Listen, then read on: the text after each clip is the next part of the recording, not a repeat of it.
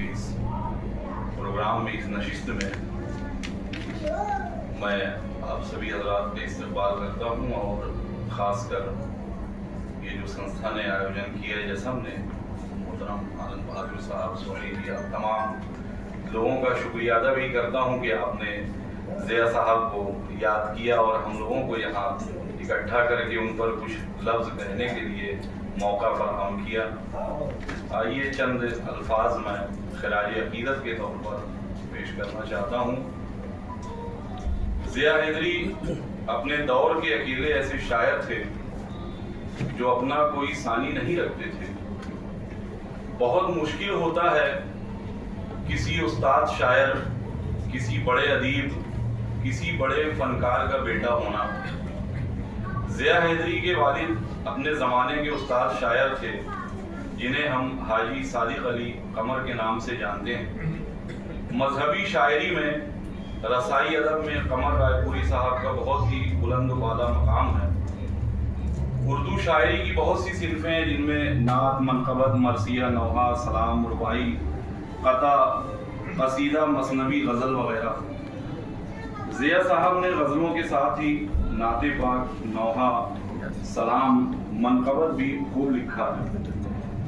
ज़िया साहब ने अपने वालिद मोहतरम कमर रायपुरी से शायरी का फ़न सीखा, उनसे इस्लाह ली और रफ्ता रफ्ता शायरी की मंजिलों को तय करते हुए उस मकाम पर पहुंच गए जहां वे अकेले ही नजर आते हैं। वो शायरी में अपने वालिद मोहतरम से किसी भी मायने में कमतर नहीं थे। उन्होंने अपनी शायरी के ज़रिए अपने वालिद साहब के नाम को खूब रोशन किया। ज़िया हैदरी साहब का इस दुनिया से एकाएक चले जाना उर्दू अदब का बहुत बड़ा नुकसान है। लंबे अरसे तक बीमार रहने के बाद 14 अगस्त 2024 को उनके इंतकाल की खबर सुनकर शुअरा को गहरा सदमा पहुंचा। ज़िया साहब के साथ जहां मुझे बहुत सी मजहबी महफिलों में शिरकत करने का मौका मिला, वहीं अदबी नशिस्तों, मुशायरों, कवि सम्मेलनों, गोष्ठियों में भी कलाम पेश करने का शरफ हासिल हुआ। वे बहुत ही सादगी पसंद इंसान थे, बहुत बड़े शायर थे, मगर हम जैसे शुअरा से भी शेर व शायरी पर अक्सर बातचीत किया करते थे। छत्तीसगढ़ उर्दू अकादमी की त्रैमासिक अदबी पत्रिका चश्मा उर्दू की मजलिसे मुशावरत में भी मैं उनके साथ सदस्य की हैसियत से बहुत सी बैठकों में शामिल हुआ हूँ। वो एक खामोश मिजाज इंसान थे, जैसा कि अभी आफाक भाई ने जिक्र किया कि वो तन्हाई में ज़्यादा वक्त गुजारते थे।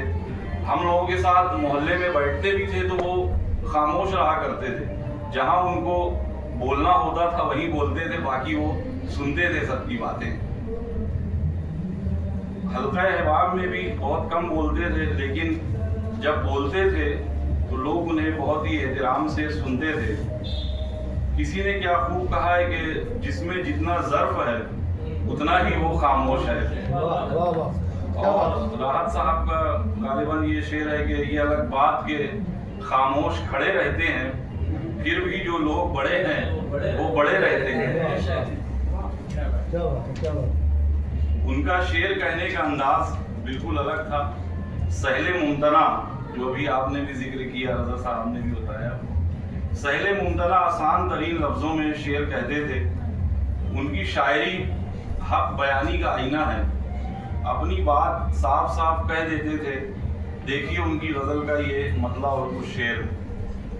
दिल से दिल के जो खरीदार हुआ करते हैं, दिल से दिल के जो खरीदार हुआ करते हैं, सैकड़ों में कहीं दो चार हुआ करते हैं, सैकड़ों में कहीं दो चार हुआ करते हैं। उनसे हो जाती हैं खुद तुंद हवाएं नाराज, जो चरागों के तरफदार हुआ करते हैं। और ये भी शेर के सर से ज्यादा उन्हें दस्तार का रहता है ख्याल, सर से ज्यादा उन्हें दस्तार का रहता है ख्याल। पगड़ी लोग जो साहिबे किरदार हुआ करते हैं, उनको आता नहीं शाहों का कसीदा लिखना, उनको आता नहीं शाहों का कसीदा लिखना, ऐ गजल जो तेरे बीमार हुआ करते हैं, ऐ गजल जो तेरे बीमार हुआ करते हैं। हज़रात, फन, तख़य्युल, लफ्ज़ों का रख रखाव जैसा ज़िया हैदरी साहब के यहाँ नज़र आता है, वैसा दूसरे शायरों के यहाँ कम ही नज़र आता है। यही वजह है कि वो अपने हम असर शायरों में सबसे आगे नज़र आते हैं। मुशायरों में जब भी पढ़ते थे छा जाते थे, मुशायरा लूट लेते थे। मफ़हूम, तख़य्युलात, बात कहने का अंदाज़, नई नई रदीफ़ें, नई ज़मीन पर अशार कहना उनकी शायरी की खुसूसियत है। देखिए छोटी बहर में कितनी खूबसूरती से उन्होंने गज़ल कही है कि गम छुपाने में वक्त लगता है, गम छुपाने में वक्त लगता है, मुस्कुराने में वक्त लगता है। हम कहाँ रुक गए थे मत पूछो, आने जाने में वक्त लगता है। और घर की तकसीम होती है जल्दी, घर की तकसीम होती है जल्दी, घर बनाने में वक्त लगता है, घर बनाने में वक्त लगता है।